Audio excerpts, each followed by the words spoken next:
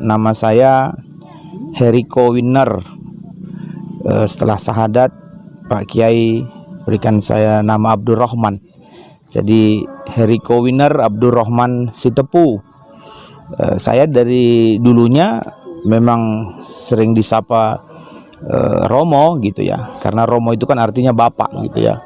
Para ulama juga di Pulau Jawa ini semuanya dipanggil Romo, Romo Kiai gitu kan. Hanya orang Katolik. Iya, jadi jangan salah paham begitu kan, karena ada juga yang kemarin yang ada protes gitu. Nah, jadi saya syahadat itu 3 November 2020. Ya, jadi kalau mungkin seperti Pak Ustadz tadi tanyakan, kenapa ya kok bisa masuk Islam kan gitu ya. Sebenarnya kan kembali ya. Ya, jadi saya lebih kepada yang praktika, yang logikanya gitu. Jadi kalau soal Islam saya sudah lama ya, sudah lama kenal gitu. Jadi ketika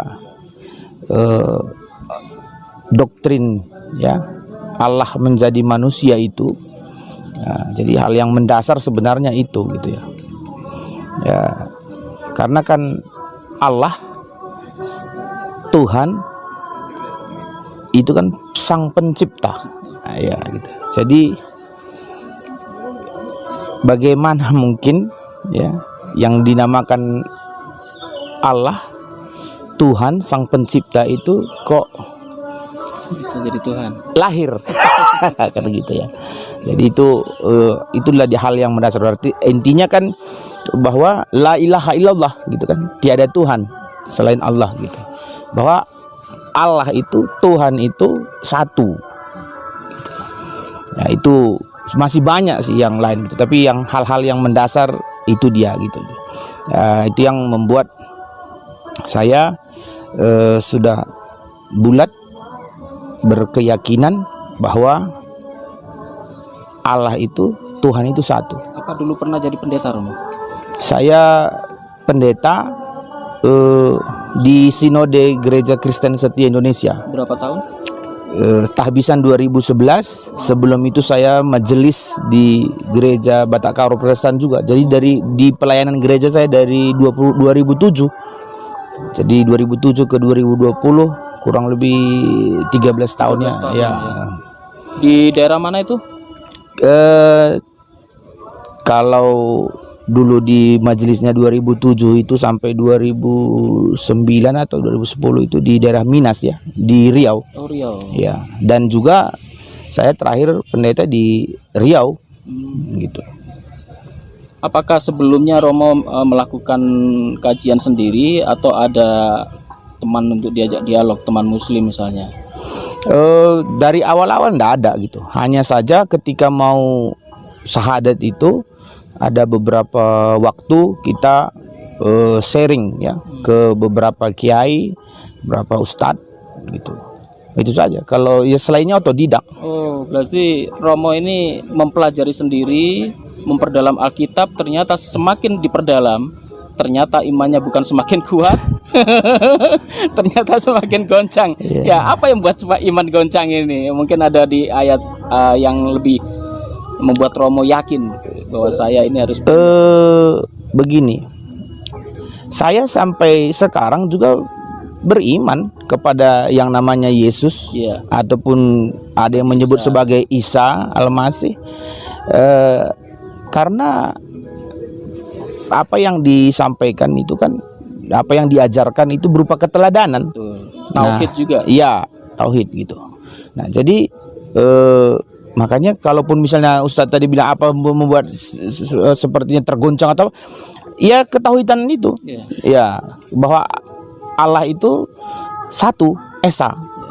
Nah, gitu. Jadi itu yang mendorong di dalam diri saya bahwa artinya orang bertanya begini, bagaimana dengan agama yang terdahulu, Romo, gitu. Oke, saya dulu berada di agama yang baik pengajaran yang baik, gitu. Nah, sekarang berada di dalam pengajaran yang baik, benar dan sempurna.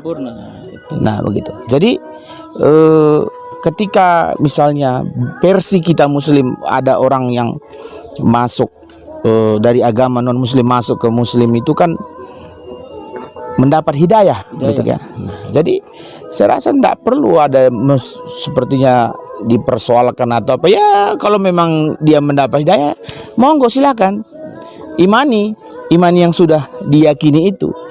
Nah, yang paling penting sekarang itu kan implementasinya. Nah, contohlah misalnya seperti saya. Sekarang saya sudah Muslim, sudah bersahadat, sudah mengucapkan la ilaha illallah Muhammad Rasulullah. Nah, implementasinya apa? Nah, seberapa besar manfaat diri saya sebagai Muslim di dalam agama Allah ini? Kan itu dia, implementasinya kan itu. Jadi sebenarnya tidak ada yang perlu dipergunjingkan, diributkan. Jadi intinya itu kita tetap saling menghormati dengan teman-teman yang lama, saling menghormati bahkan terhadap saudara sendiri ya. Dan apa tanggapan saudara ini setelah Romo masuk Islam ini? Ya pastilah kaget kan, kaget.